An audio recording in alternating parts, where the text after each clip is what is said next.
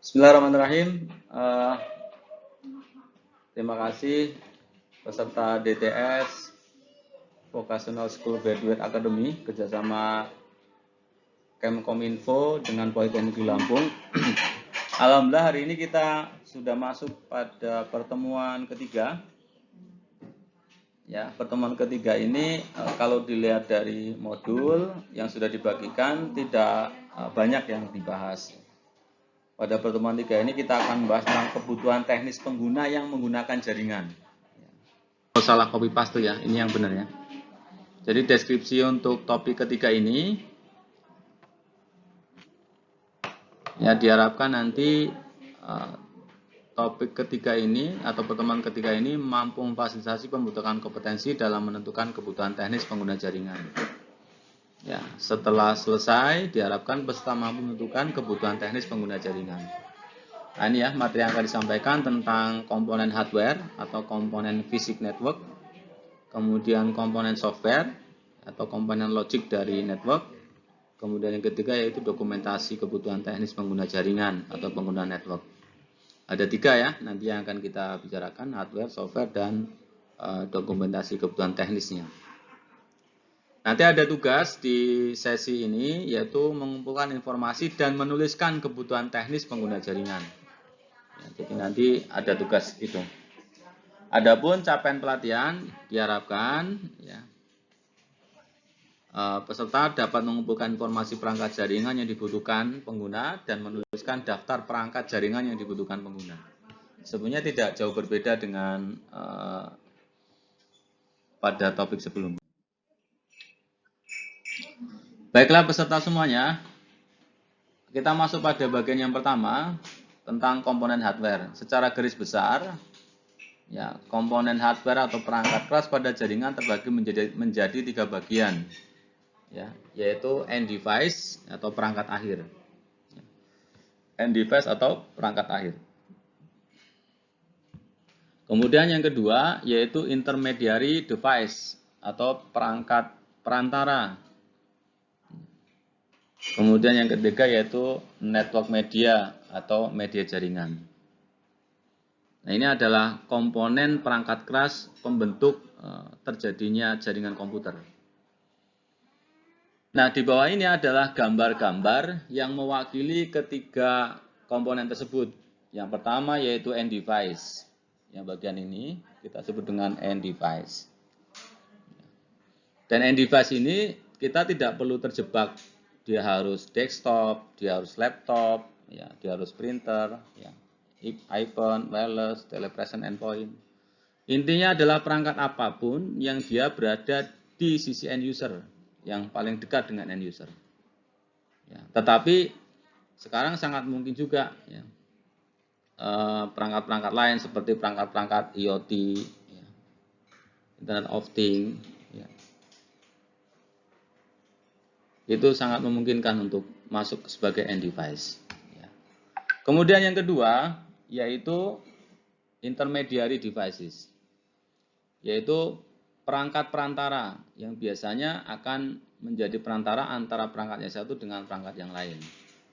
Ya, di sini bisa berbentuk wireless router, LAN switch, router, firewall appliance, kemudian perangkat-perangkat firewall, kemudian multilayer switch atau switch multilayer. Nah, ini intinya dia sebagai perantara antar perangkat. Kemudian yang ketiga, ini 1, ini 2, sekarang yang ketiga yaitu network media. Jadi network media ini seperti yang pertemuan kemarin juga sudah dibahas, ya kita bisa menggunakan wireless, kemudian media local area network menggunakan kabel atau menggunakan serial. Ya, seperti itu. Saya sudah membahas topik ini secara mendalam di YouTube saya. Ya. Di YouTube saya, nanti saya berikan link ya secara apa namanya, melalui kolom chat ya, nanti saya sampaikan. Jadi mungkin peserta membutuhkan penjelasan lebih detail, artinya dari sisi presentasi saya sudah sampaikan, kemudian dari sisi textbook peserta dapatkan, nanti akan bisa dibuka lagi secara mendetail, secara panjang lebar terkait dengan komponen ini.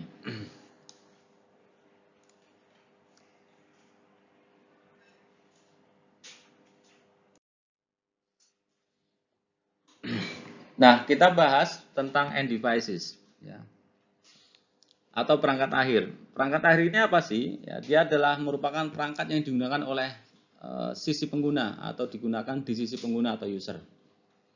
Ya, dan end device ini atau perangkat akhir ini, ya, ada istilah lain sebenarnya seperti endpoint. Ya. Ini mengirimkan data melalui jaringan dan diterima oleh perangkat akhir lainnya. Jadi dia akan fungsi utamanya adalah mengirimkan data. Melalui apa? Melalui sebuah jaringan. Ya, melalui sebuah jaringan, kemudian data tersebut diterima oleh perangkat akhir lainnya. Ya, contoh perangkat akhir seperti personal komputer, laptop, tablet, printer. Nah, kita lihat di sini. Kita anggap misalnya ini A itu akan mengirim ke B. Ya. A akan mengirim ke B. Ini kita sebut end device. Ya, ini kita sebut end device. Jadi end device ini dia akan mengirimkan data dikirim ke perangkat jaringan sini. Ini juga masih perangkat jaringan. Ya, dia akan dikirim ke intermediary lah kita sebut gitu. Ya, bisa lewat sini, bisa lewat sini, bisa lewat sini. Ya. Kemudian diterima oleh perangkat akhir. Nah, sampailah dia diterima di perangkat akhir sini. Mekanisme pengiriman datanya seperti apa? Ya, ini tergantung dari perangkat masing-masing.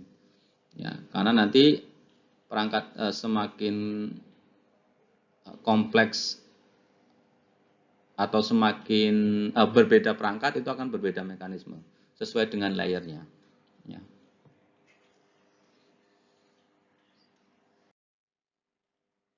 Kemudian selanjutnya intermediary devices atau perangkat hardware.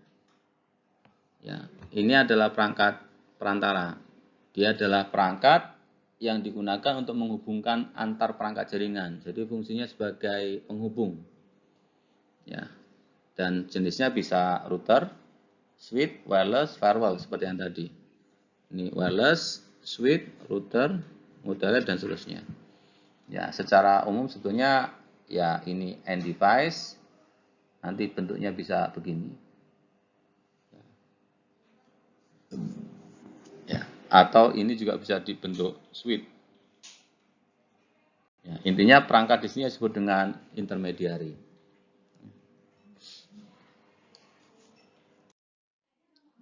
Kemudian network media, ya, ini adalah media yang dapat digunakan untuk mentransmisikan, ya,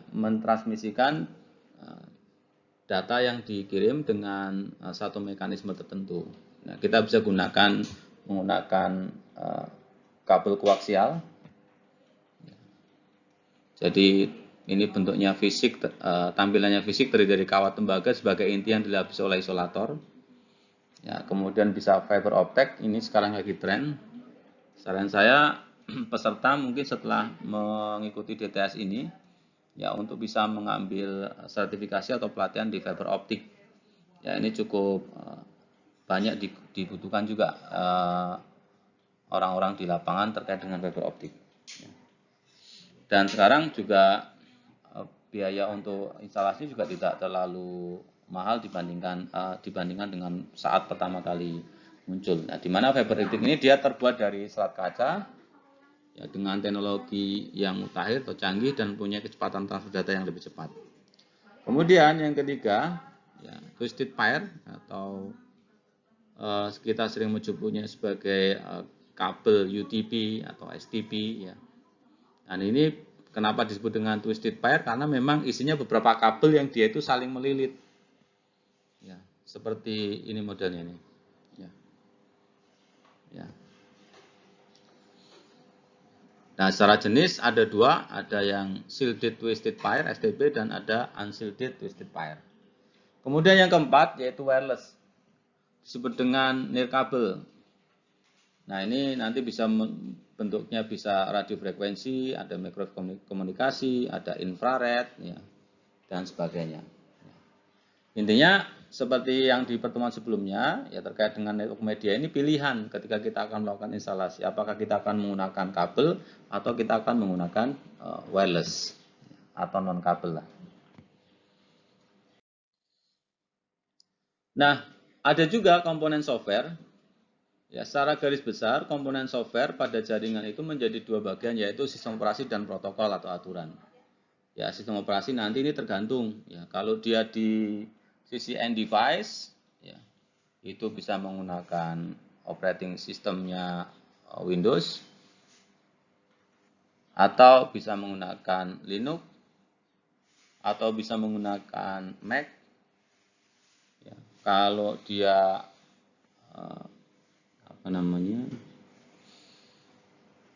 smartphone, ya ini bisa menggunakan Android dan seterusnya. Adapun protokol ini juga nanti terkait dengan aturan-aturan yang akan digunakan dalam komunikasi. Nah ini ya contohnya sistem operasi. Tentunya karena semuanya sudah pernah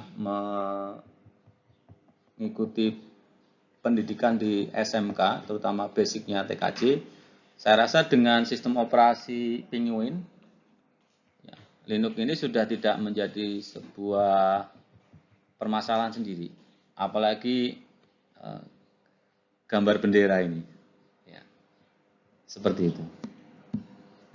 Ya, sepertinya orang Indonesia begitu matanya terbuka dari bangun tidur, belajar komputer, yang dibuka adalah Windows. Linux, ternyata Linux mungkin masih agak kesulitan, tetapi sebetulnya secara umum orang sudah terbiasa dengan Android, ya, seperti itu dengan Android. Tapi anehnya ketika ketemu dengan Linux, dia mengalami kesulitan. Sebenarnya fiturnya juga hampir sama ya, mungkin beda ya, karena Android biasanya untuk mobile, ya ini dispesifikkan buat PC.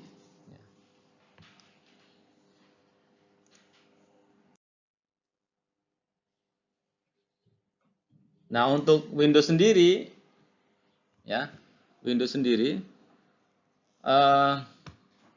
ini juga muncul dari versi-versi yang dari awal. Ini Windows 7 ya, Windows 7 itu sudah termasuk yang baru. Ya, 2008, Home Server dan seterusnya. Ya. Saya dulu pernah pakai dari Windows berapa ya? Pak Eko dulu pakai Windows dari Windows versi berapa?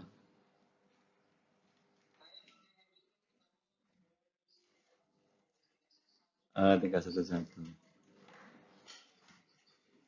Iya.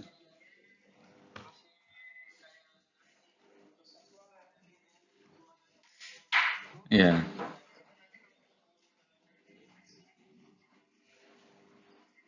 Betul. Betul. Saya dulu pakai di bawah Windows. Pak Eko juga kayaknya udah terbiasa tuh. Kita mainan dua floppy disk, dua disket. Ya Pak Eko. Jadi kalau ketemu komputer, betul. Jadi pertama kita booting dulu pokoknya dari belum ada GUI lah gitu. Jadi saya sama Pak Eko ini kebetulan generasi 80-an ya, lahir di 80-an. Jadi kita mengalami satu transisi mengikuti dan merasakan gitu. Ya, mengikuti dan merasakan dari mulai sistem operasi itu DOS operating system, ya kan? Kemudian muncul Windows 311, terus muncul Windows 95, ya Windows XP dan seterusnya sampai sekarang. Ya, itu mengikuti transisinya. Ya, kalau peserta, saya nggak tahu kalau apa, Mas Tri pertama kali belajar komputer itu menggunakan Windows berapa? Oh, langsung Windows 7 kan? Dia generasinya nggak pernah ngerasakan susah Pak Eko. Ya, jadi belum pernah menggunakan itu ya apa DOS yang pokoknya nggak ada mouse-nya gitu. Paling banter kalau yang pakai itu yang Linux ya. Ya kalau Linux kan biasanya untuk kepentingan membuat server ya. Ya, kalau kami dulu nggak pakai Windows itu nggak bangun server ya memang buat kerja, buat ngetik, ya kan. Dulu namanya word processing, ya kemudian Lotus itu benar-benar seperti mainan CLI-nya Linux itu, ya itu sampai seperti itu. Jadi pokoknya zaman batu lah ya. Tapi udah canggih zaman segitu, zaman segitu udah canggih gitu. Kalau yang lain siapa Mas Ahnaf Faruqi? Ini kayaknya baru ya, Mbak Nabila. Baru join atau gimana? Mas Ahnaf Faruqi? Ya, Mas Ahnaf Faruqi. Ayo bisa di open kameranya? Bisa di open? Oke, kalau Mas Ahnaf Faruqi, coba kenalan dulu dong. Kayaknya Pak Imam belum pernah tahu nih.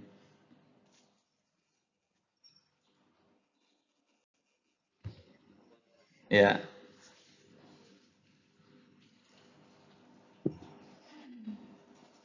silakan.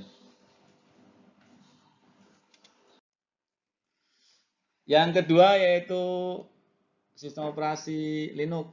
Nah, Linux ini open source. Nah, ini luar biasa ya sekarang trennya dan dia bentuknya macam-macam. Ya, yang kita sebut dengan distro ya. Jadi semuanya free ya. Ada CentOS, ada Fedora, ada Ubuntu dan lain-lain. Ada juga yang dia sudah mulai berbayar yaitu di Red Hat Enterprise Server yang di sini. Ya, tapi eh, kalau menggunakan yang versi free-nya bisa aja menggunakan CentOS ini karena ini eh, sama ya sebetulnya. Gitu. Dia versi untuk open untuk apa namanya untuk community-nya. Ya. Dan Linux ini dirancang sebagai sistem operasi jaringan dan banyak digunakan pada berbagai platform termasuk sistem embedded. Ya, sekarang mulai muncul perangkat-perangkat untuk IoT itu, ya based on-nya juga sudah mulai menggunakan Linux. Ya, termasuk distro yang digunakan untuk analisis security, itu juga menggunakan distro Linux. Ya kerennya di Linux ini semua itu dianggap file. Ya. Hardware juga dianggap file, jadi dia nggak pernah anggap itu sebagai hardware, tapi menganggapnya sebagai file. Mau printer, mau hard disk, mau apa semuanya dianggap sebagai file. Ya. Dan ini platformnya sangat sangat luar biasa gitu. Untuk pengguna akhir sebetulnya Linux yang versi-versi sekarang, ya, yang terbaru itu grafisnya juga sudah semakin baik, ya, semakin mudah gitu. Ya, platformnya juga semakin tangguh. Ya, yang pasti memang kalau untuk kebutuhan dasar sebetulnya sih nggak terlalu berpengaruh ya mau menggunakan Microsoft atau menggunakan Linux. Karena tetapi sebetulnya hanya masalah kebiasaan saja gitu. Kalau dari sisi bisnis, Linux ini sangat luar biasa karena kita tidak perlu mengeluarkan biaya tambahan untuk membeli license. Ya, kalau kita dari sisi personel kan Microsoft harus berbayar sebetulnya ya. Gitu. Kita ngerasa mudah ya ngerasa nggak mengeluarkan duit karena yang kita gunakan kalau dari sisi Microsoft itu yang sebetulnya berbayar tapi kita nggak mau bayar atau sistemnya ilegal. Gitu. Tapi di negara-negara yang sudah mulai taat hukum, yang dia menghargai hak cipta, ya mereka kalau tidak punya pendanaan untuk investasi di sistem operasi, dia akan menggunakan menggunakan sistem operasi yang dia free, yang dia tidak akan bisa dituntut jika terkait dengan masalah-masalah hukum atau hak cipta. Ya.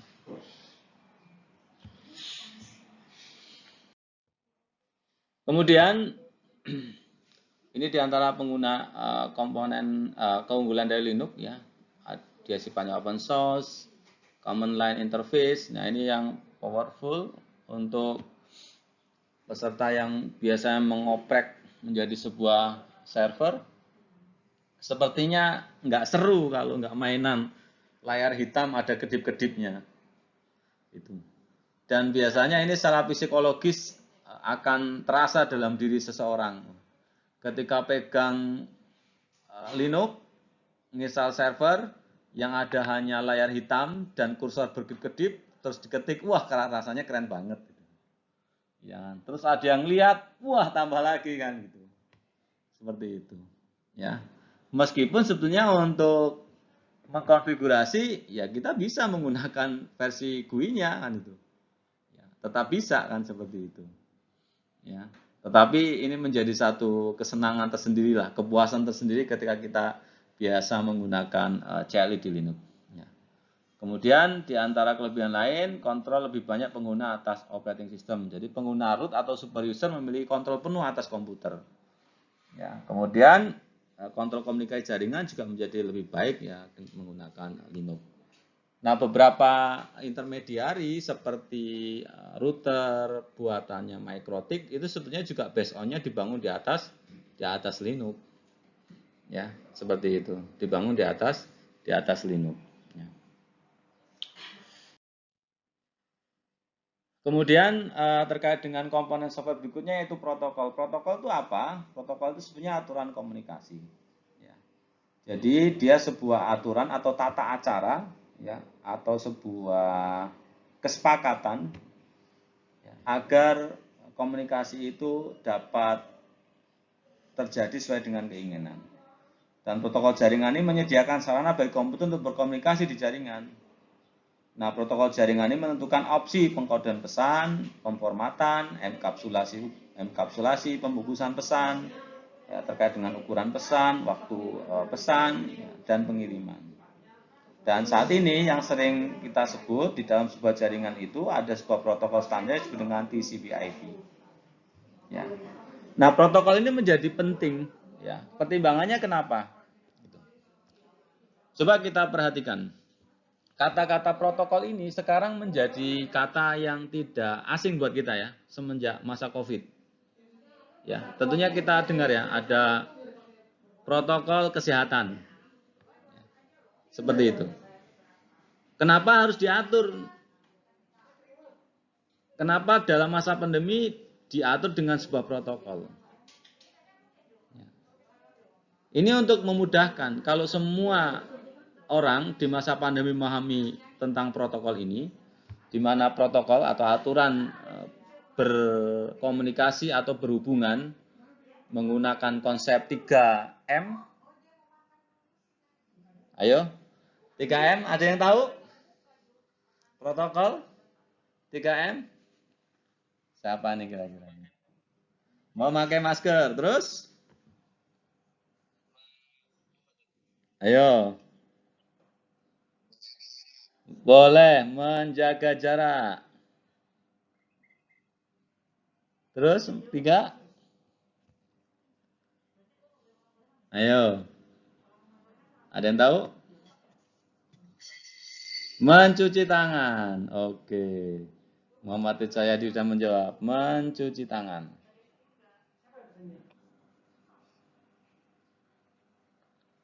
Sebetulnya saya lebih bersepakat protokolnya itu tidak 3 tapi 4. Berarti saya tambahkan 1M. Miliknya Pak Imam. Gaya banget nih.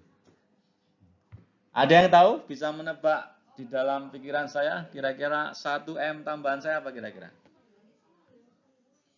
4. Ayo. Bambang bisa jawab?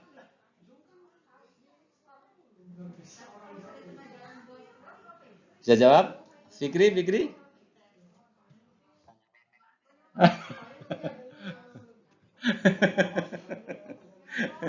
Ahnaf, ayo kira-kira apa? Yang keempat. Menjaga kebersihan, mencuci tangan, mencuci kebersihan. Iya, bisa kalau gitu kalau menjaga kebersihan dianggap protokol, berarti kita tambah lagi yang kelima. Yang keempat, yang paling penting adalah menghindari Iya, kerumunan. Betul. Ya. Nah, lihat ya, perhatikan protokol ini. Jadi pemerintah itu membuat kewenangan untuk membuat sebuah aturan yang namanya protokol. Kemudian di broadcastkan atau diinformasikan kepada seluruh orang yang terlibat. Jadi kan ada protokol ya, ada protokol. Kemudian ada aktor yang terlibat. Nah, siapapun yang di masa pandemi itu. Ya. Jadi kalau semua memahami protokol ini, maka pandemi ini meskipun ada, tetapi dampaknya tidak akan meluas. Seperti itu. Karena sifat virus kan seperti itu. Ya. Meskipun ada, tidak akan meluas. Kita lihat sekarang zonanya merah semuanya itu. Sekayu saya nggak tahu. Sekayu gimana Bambang keadaannya? Katanya Sekayu cukup parah ya. Wah, hijau. Yang merah itu mana ya? Palembang sebelah mana ya? Palembang ya. Oh gitu. Iya iya. Alhamdulillah ya Bambang ya. Semoga sehat teruslah di sana ya. Kalau di Bandar Lampung sekarang apa Nabila? Orange ya Mas Ian ya? Orange sama merah? Orange ya? Orange ya. Iya gitu. Ya, jadi melalui kegiatan DTS ini ya saran saya untuk peserta semuanya tetap berhati-hati ya karena sifat virus ini kita tidak bisa melihat ya perhatikan protokol yang dibuat oleh pemerintah. Nah, protokol ini dibuat kalau ditaati oleh seluruh orang yang terlibat maka dia akan mendatangkan sebuah manfaat. Begitu juga di dalam sebuah konsep jaringan. Ya. Ya, kita lihat coba. Kira-kira apa yang terjadi nih? Saya aja analogi lagi ini terkait dengan protokol. Ini ada orang dari Sunda.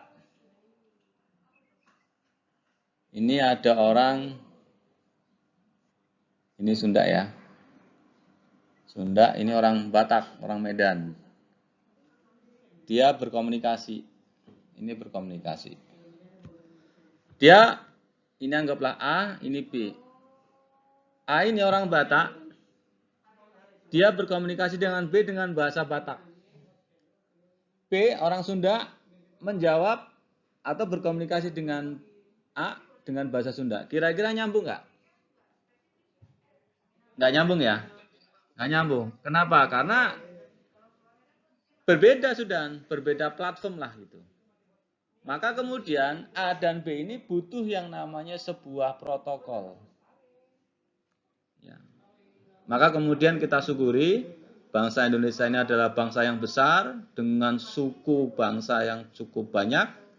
Ya, bahasanya juga semakin kompleks. Kemudian muncullah bahasa Indonesia.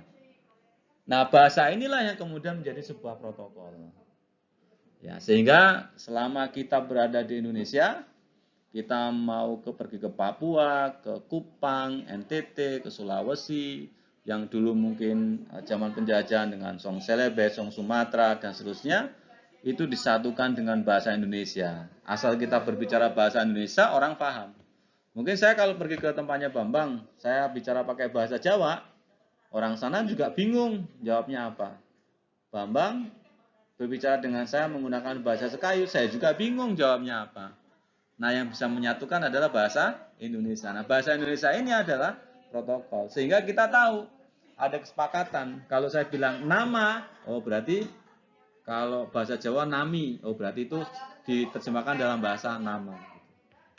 Nah, begitu. Anggaplah orang-orang di Indonesia yang sukunya banyak ini ada Lampung, Sunda, Batak, kemudian Sulawesi, ada apalagi Jawa, dan seterusnya. Itu sebagai sebuah devices atau perangkat dengan multiplatform. Yang sistem operasinya beda-beda, yang dia pabriknya beda-beda, yang mereknya beda-beda. Yang mereka ketika berkomunikasi disatukan dengan sebuah protokol. Paham ya analoginya ya?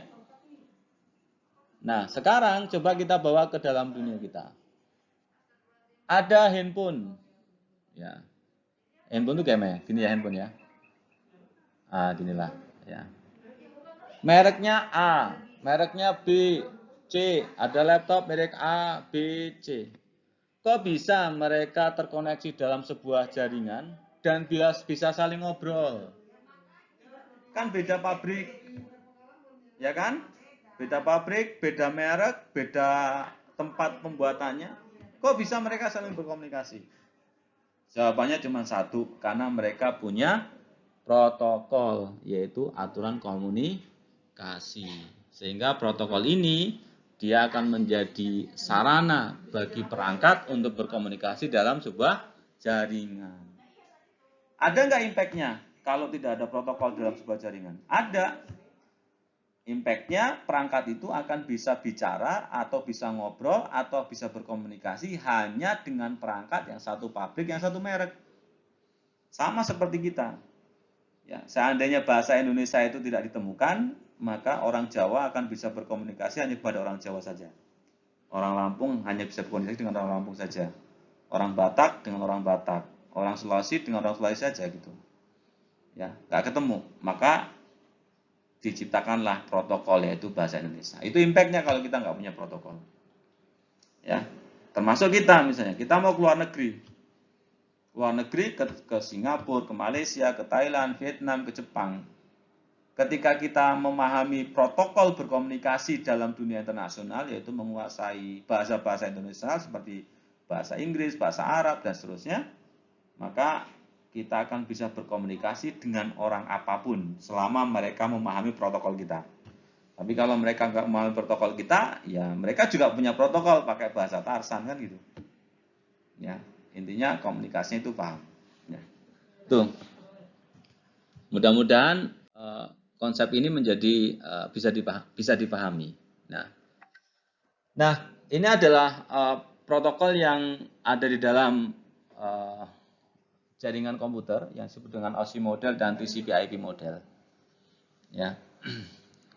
Secara umum ada perbedaan di sini. OSI ini adalah sebuah konsep dan TCP/IP juga sebuah konsep ya.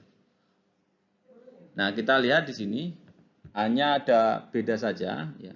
Di mana kalau OSI model itu dipecah menjadi 7, 1, 2, 3, 4, 5, 6, 7. Ya. Kalau di TCP/IP model dia hanya menjadi 4, 1, 2, 3, 4. Ya. 3 yang di OSI model itu dijadikan 1 di application. Sedangkan layer 1 dan 2 dijadikan 1 di TCP/IP. Nah, sekarang tugas kita adalah bagaimana kita menghafalkan ya OSI model ini. Karena nanti kita akan membahas tentang fungsi OSI modelnya. Ya. Caranya bagaimana? Ada yang sudah menghafal, ada yang punya cara menghafal yang baik kira-kira? Ada yang tahu cara menghafal dari OSI model ini? Application, presentation, session, transport, network, data link, dan physical.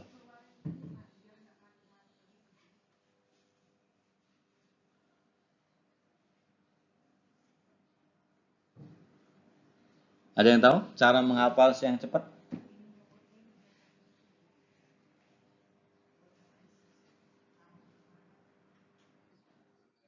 Boleh. Pak Rial, gimana nyingkatnya yang OSI? Yuk, saya tulis.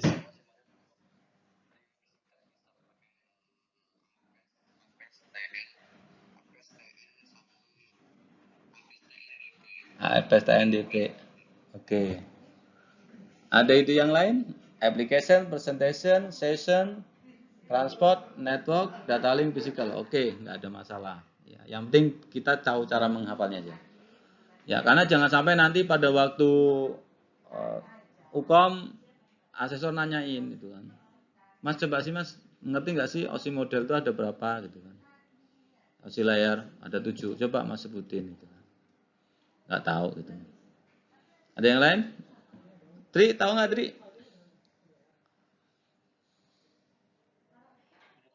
Belum tahu, oke. Fikri. Fikri. Sama belum tahu, Bambang?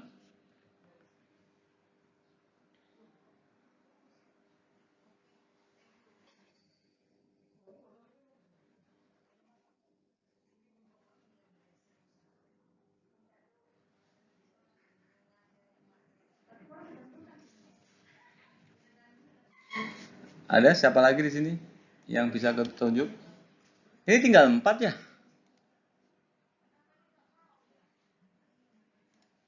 Oh, ada banyak. Agil, Agil, Agil. Agil. Bu Ma. Agil? Ayo. Suaranya, suaranya.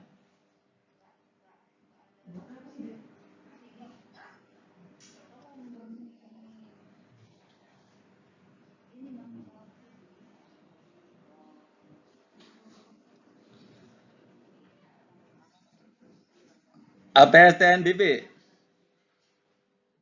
Ya, oke, nggak apa-apa. Adi Purnomo, punya acara gitu nggak?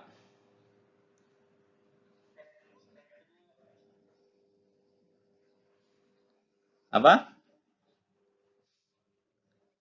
Oh gitu. Lanjut. Siapa? Linda, Linda, Linda. Lin, punya ide nggak Lin? Cara menghafalnya?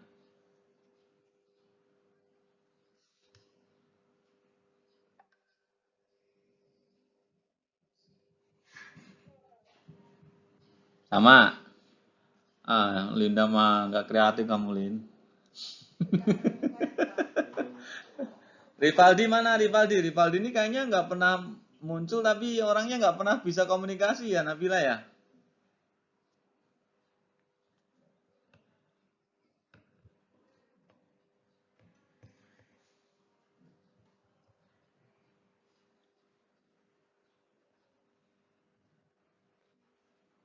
Arif Hidayatullah.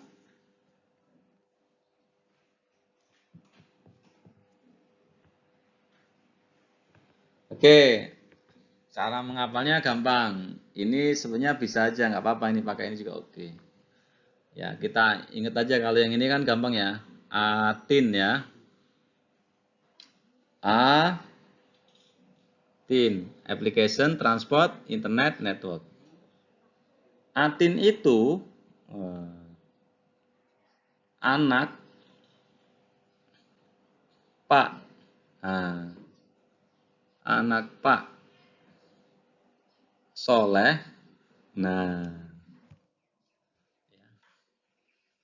tidak nakal dan pintar. Nah, jadi sekali menghafal kita ini dapat ya A B S T N D dan T.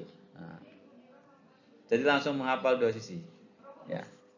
Atin itu anaknya Pak Soleh, tidak nakal dan pintar. J. Arif Hidayatullah. Oke. Fahrial jawabnya apes TNDP. Boleh, nggak apa-apa. Yang penting intinya apa namanya kita tahu strategi cara menghafalnya, ya. Apapun bentuknya. Atin itu anak Pak Soleh, tidak nakal dan pintar. Atau dengan close slang lainnya. Oke, di setiap layer ini, di setiap layer, 1, 2, 3, dan seterusnya, itu pasti ada protokol yang mengatur.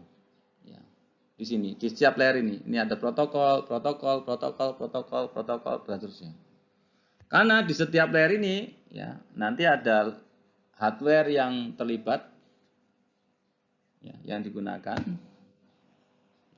Misalnya di layer 3 ini ada router, ya. Nanti ada switch, ada hub, ya, dan seterusnya. Ini di sini mengatur protokol-protokol itu di setiap layer ini nanti akan mengatur cara mereka berkomunikasi. Itu diantara pentingnya protokol, ya.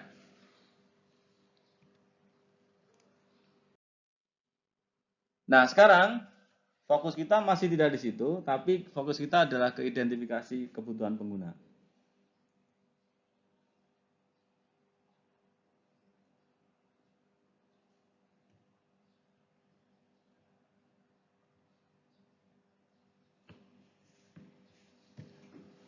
Nah, dokumen standar yang berkaitan dengan mengumpulkan informasi user ini disebut dengan kebutuhan pengguna ya. Jadi mengidentifikasi kebutuhan pengguna ini, saya ulangi ya, fokusnya adalah bagaimana kita mampu menuliskan atau menuliskannya atau menginventariskannya atau ya menuliskannya ke dalam dokumen standar yang terkait dengan mengumpulkan informasi user. Ya, dalam suatu proyek berbasis teknologi informasi, ya, mengumpulkan data dan informasi itu berkait dengan user. Itu sangat penting, ya, terkait dengan pengerjaan proyek. Ya. Data itu didapat dari mana? Ya. Data dan informasi itu, ya, yang nanti dimasukkan dalam sebuah dokumen standar ini, ya, itu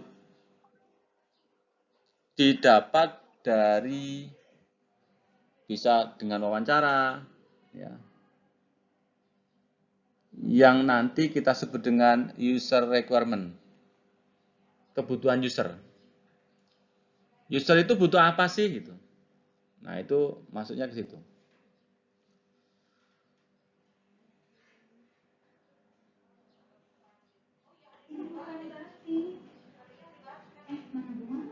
Yang tentunya ya, kebutuhan user itu biasanya sesuai dengan kegiatan operasional sehari-hari mereka. Ya. Bisa jadi kebutuhan user itu juga nanti bisa memperbaiki atau memperbarui sistem agar sistem itu lebih baik, efektif, dan efisien.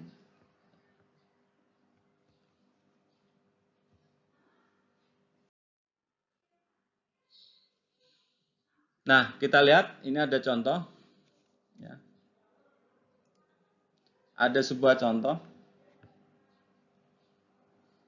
Kita bisa dapatkan kebutuhan user itu melalui survei atau ngobrol lah kalau bahasa sederhana kita ya. Yang pasti untuk ngobrol atau ketemu dengan pengguna itu kita butuh mempersiapkan jadwal. Kita siapkan checklist. Ya, kita siapkan checklist. Nah, misalnya seperti ini. Ini ada modul, ada submodul, ada kontak person, ada date place, time, dan check. Ini checklistnya. Ya. Jadi kira-kira ini sebagai dokumen kita untuk menggali informasi. Ya, misalnya di bagian accounting. Di accounting itu ada general ledger atau buku kas besar ya ini. Ada cash flow, ada worksheet. Nah, ini nanti kontaknya sama siapa nih? Oh, dengan Pak Somad. Kalau cash flow dengan Bu Ira. Ya, Rati. Nanti tanggal berapa kira-kira kita akan melaksanakannya, terus jam berapa. Nah, pastikan ketika kita menggali informasi ini, setelah kita buat jadwal, kita harus tepat waktu untuk membuat perjanjian, untuk ketemu, ya setelah mengadakan perjanjian. Begitu juga dengan human resource atau HRD atau bagian inventory atau gudang. Ya, intinya informasi-informasi itu bagaimana kita gali, kita dapatkan dari user-user yang dia terlibat di dalam organisasi tersebut.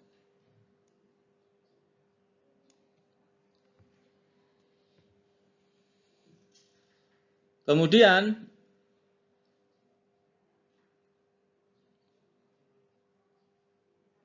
ini gambarnya nggak jelas ya.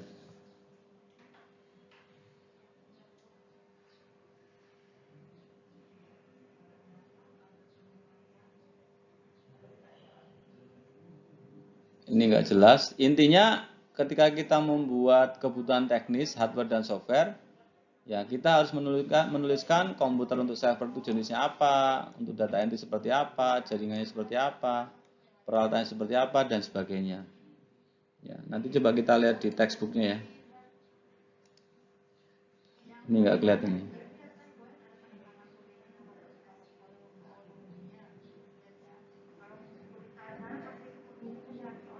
Ini data perusahaan, ini nama perusahaan, ini alamat perusahaan, ini nomor telepon, email, dan seterusnya, tanda tangan. Ya. Kemudian ini nama projectnya, ini project manajernya, nama modulnya hardware. Nah, intinya di sini ya.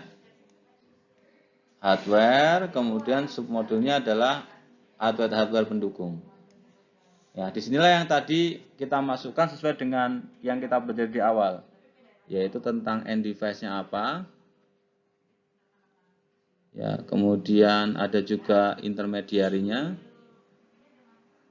ya, dan supportnya. Ya. Nah, ini dia. Bisa masuk ke sini. Nah, kita buat seperti ini ya, mahasiswa semuanya atau peserta semuanya ketika kita nanti merencanakan. Misalnya berapa unit nih kita buat? Ada 2 unit komputer server, kemudian spesifikasinya kita tuliskan. Harganya berapa? Ya. User penggunanya siapa? Ya. Kemudian ini juga sama. Ini speknya, harganya berapa, untuk siapa? Kemudian network toolnya juga sama, kabel, switch, modem, crimp tool, dan seterusnya. Ini mereknya atau spesifikasinya. Kemudian untuk siapa? Kemudian kita tuliskan harganya di sini. Ya, dan seterusnya. Nah, data-data ini yang nanti harus dibuat ya, untuk menyusun kebutuhan teknis.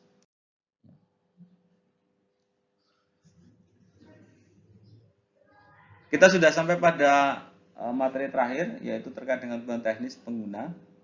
Ya, kesimpulan yang bisa diambil ya, untuk menentukan kebutuhan teknis pengguna harus tahu tentang beberapa jenis hardware dan software yang dibutuhkan dalam bangun jaringan. Jadi intinya itu saja. Ya, makanya tadi diajarkan terkait dengan end device, intermediary, ya, kemudian network media. Kemudian kita juga tadi belajar tentang ada hardware, ada software. Intinya di situ. Sehingga kita bisa membuat spesifikasi teknis hardware apa saja yang dibutuhkan atau perangkat keras, spesifikasi seperti apa, harganya berapa, ya, usernya siapa, termasuk untuk softwarenya.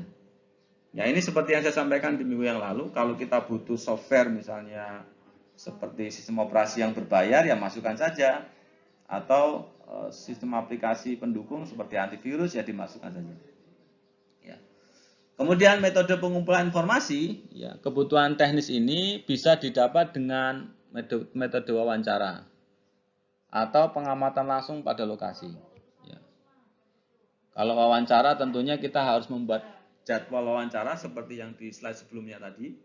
Ya, kita buat janji, kira-kira kita akan ketemu dengan siapa, bagiannya siapa, kemudian tanggung jawabnya apa, jam berapa, di mana. Kita buat checklist. Bila perlu siapkan data pertanyaannya. Kemudian dokumen kebutuhan teknis pengguna dibutuhkan dalam menentukan spesifikasi kebutuhan teknis pengguna. Ya, ini tujuannya ya. Dokumen teknis ini dibutuhkan dalam rangka untuk menentukan spesifikasi kebutuhan teknis pengguna. Jadi jangan sampai kebutuhan teknis yang kita susun itu berbeda dengan kebutuhan teknis milik pengguna. Ya. Karena bisa jadi nanti project itu jadi tidak jalan, bisa jadi jalan tapi over budget, kelebihan biaya. Nah, ini kasihan penggunanya. Ini tim penyusun modul ini, Bapak Insinyur Siswanto MMkom, ya, dari IAII, kemudian Haryono Kasimena ST juga dari IAII, dan tim yang lainnya. Demikian untuk presentasi topik ketiga atau minggu ketiga ini. Ya, hari ini